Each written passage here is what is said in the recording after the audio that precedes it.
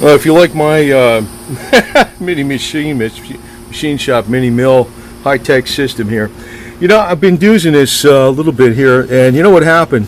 And this happened on my little mini drill press too.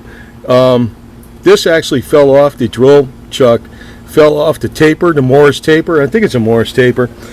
So what I did was I took it off. It fell off actually.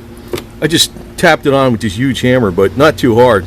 But this has got so much weight behind it, a light tap would probably get it up there. But the one thing is you got to watch with these things is to make sure that it's clean.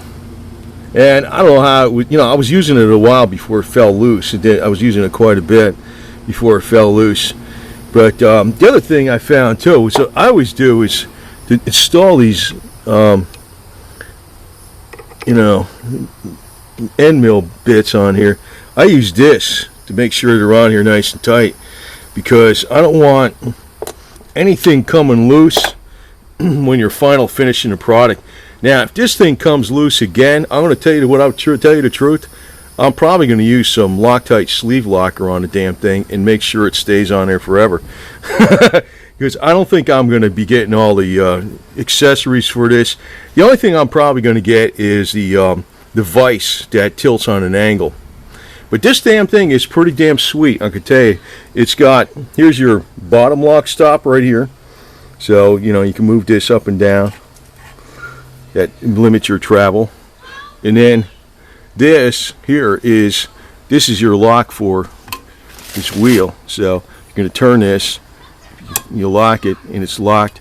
And then if you push this, I think it's you push it in, or it's in, right? Or is it out? It's probably, yeah, it's in. If you move it in, you got your fine-tune adjustment. That's your fine-tuning. And, of course, you have your X, and here's your Y, and here's your Z. That's your Z up here. That's your Z. And I've been using it on a high speed, too, because I want a nice, clean, fast cut. So here, here it is. It's high speed.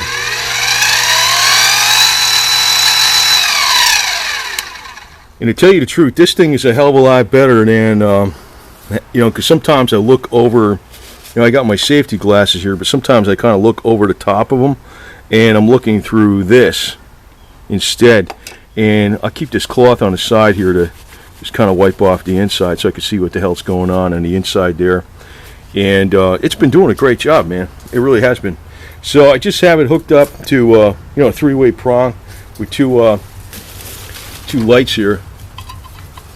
And just like that, plenty of light on the work.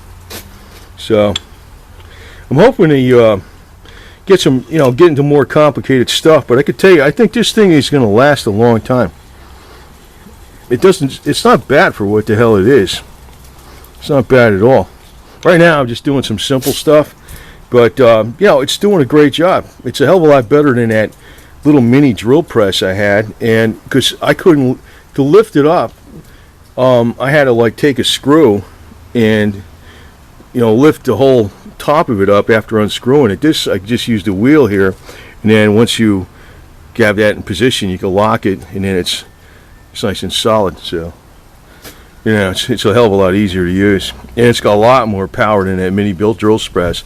Even with this thing on the high speed, where you're not torquing it down 2 to 1, because like here, if you flip this switch, and the other thing is too, when you flip this switch, you want to, there it is, now it's all the way up. See, I kind of jiggled this to make sure it goes into position. I don't think it would come on though if you flipped it and it wasn't all the way in position.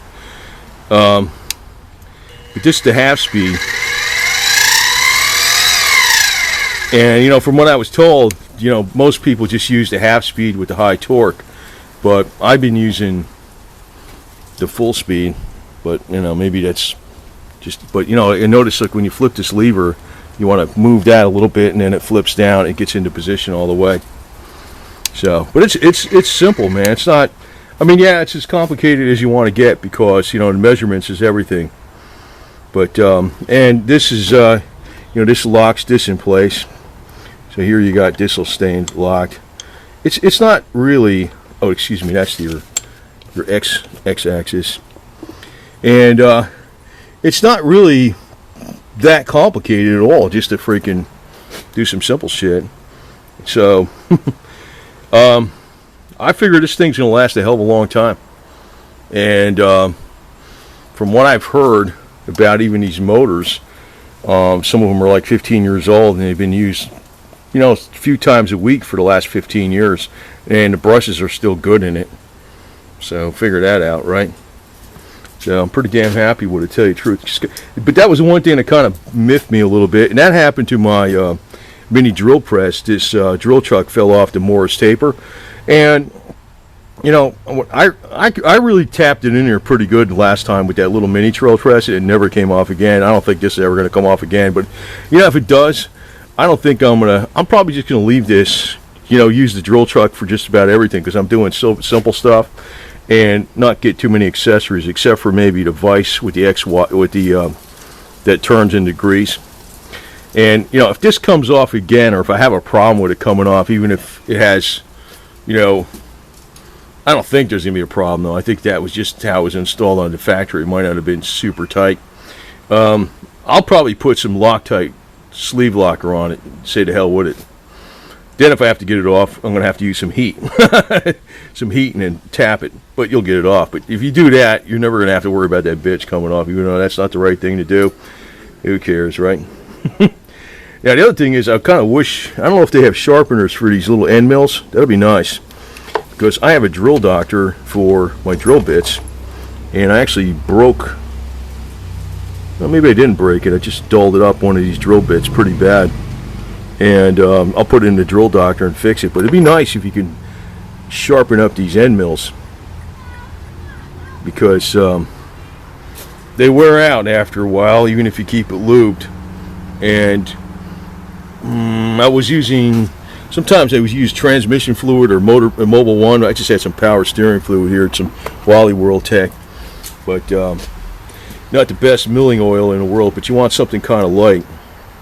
But you'll still wear these damn bits out after a while. So I'm figuring that it'd be nice if I could find a tool that can resharpen the end mill bits, like you have with the drill doctor that sharpens these drill bits, because then they'll be lasting a long time. Because especially if I get some really big end mills in here, just do a lot of cutting at once, save a lot of time, right? So anyway, I'm pretty damn happy with this stupid thing, to tell you the truth, man. Not doing a lot with it, but it works. It works. And with having the lights like this, it's kind of Mickey Mouse, right? Just laying up here, the light like this and a light like that. I could see my work really good. It's really, even if it's dark out, I could see really good what's going on. So I'm pretty damn happy with this stupid thing. Well worth it.